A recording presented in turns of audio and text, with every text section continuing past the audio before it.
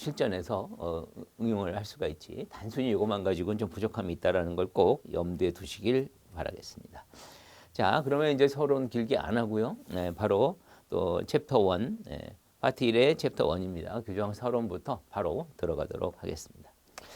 자, 그리고 이제 특징상 이게 이제 요약 강의이기 때문에 제가 이 세부적인 내용을 이론적인 걸 자세히 설명을 드리기는 좀 어렵고요. 그래서 가장 시험에 포인트가 되고 핵심이 되는 게 무엇인지를 잘 설명을 드릴 테니까 그 부분을 좀 집중해서 이러이러한 게 시험에 변형해서 많이 나온다라든지 이런 게 중요하구나라는 걸 잘 체크해서 따라오시면 강의에 상당한 도움 내지 강의 효과가 있을 것이다. 이런 얘기를 드리겠습니다.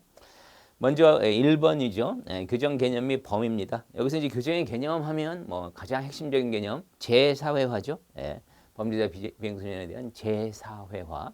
뭐 당연한 얘기긴 하지만 시험에 지문에 많이 출제되는 거고요. 자, 그다음에 2번에는 교정 개념의 범위인데 여기 최협의, 협의, 광의, 최광의 예전에 이게 나온 적이 있고 최근에는 나온 적이 없지만 또 언제든 또 나올 가능성은 저는 있다고 보여집니다. 그래서 어디까지가 최협이고 어디까지가 최광인지 간단하게 수용자에 대해서 형집행이 최협의 가장 좁은 의미죠. 거기에 미결 수용자의 처우를 합친 게 협의가 되고 또 협의에다가 보완 처분 중 구금성 보완 처분 있죠. 제가 교재에 적어놓은 것처럼 치료 감호라든지 소년원 성취 처분처럼 일정한 시설에 구금을 해서 실시하는 구금성 보완 처분 이게 포함이 된 게 광의가 되겠고요. 그 다음에 최광의는 거기에다가 각종 사회의 처우까지 포함한 개념입니다. 그래서 이 개념의 범위는 정확히 기억을 해놓으시고 그 다음에 2번은 교정의 이념인데 대표적으로 응보형주의, 목적형주의, 교육형주의가 있다는 걸 잘 아실 겁니다. 그 특징을 시험에 많이 언급을 합니다. 응보형주의는 목적이 따로 없다라고 봐야 되겠죠.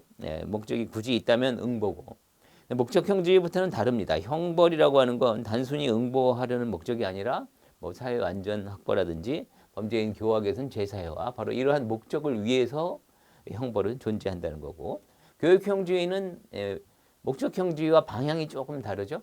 교육이라는 수단이 바로 제사회화를 위해서 꼭 필요하다. 교육이라는 수단을 강조하는 유형입니다.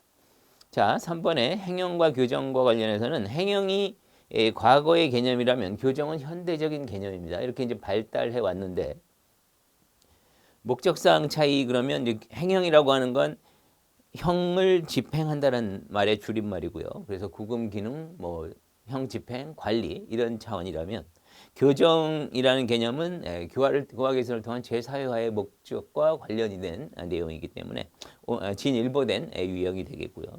자, 관점상의 차이로 보면 행형은 있는 그대로 법에 따라서 집행하는 거, 법적 형식적 측면으로 이해를 한다면 교정 같은 경우에는 교화 개선을 통해서 제사회화에서 이 범죄인을 일정한 목적을 위해서 변화를 꾀하게 하는 거죠. 그래서 이념, 그런 이념이 있고 제사회화라는 목적이라는 이념, 그리고 실질적인 변화를 추구한다. 그래서 이념적, 실질적 측면으로 이해를 합니다. 간단하게 비교를 하시면 되겠고요. 04번의 교정의 특징, 이것 출제 빈도가 매우 높죠. 교정의 복잡성 그러면 뭐 교정이라고 하는 거는 다양한 목적이 있죠. 뭐 응보, 범죄, 억제 뭐 등등등의 다양한 이념과 또는 시대 장소에 따라 상이하다라는 이런 다양하고 복잡한 유형, 복잡성이라고 부르고. 그다음에 두 번째 종합과학성은 뭐 여러 가지 학문 있죠. 사회학, 심리학, 법학 등등등의 이런 학문적 영향을 그죠? 이게 기초가 되어야만 교정학이 제대로 이해될 수 있다. 그래서 종합과학성으로 부르는데 문제는 뭐냐면 종합과학성이 있다고 해서 독립과학성이 부정되느냐 그렇지 않다는 거죠. 종합과학성적 측면도 있지만 이 교정학이라고 하는 건 범죄자나 비행소년에 대해서 교화를 통한 제사회화를 꾀하는 유일한 학문은 무엇이냐 물어보면 바로 교정학이 되겠죠. 그래서 이런 비행소년 범죄자에 대한 교정교화 제사회화를 꾀하는 학문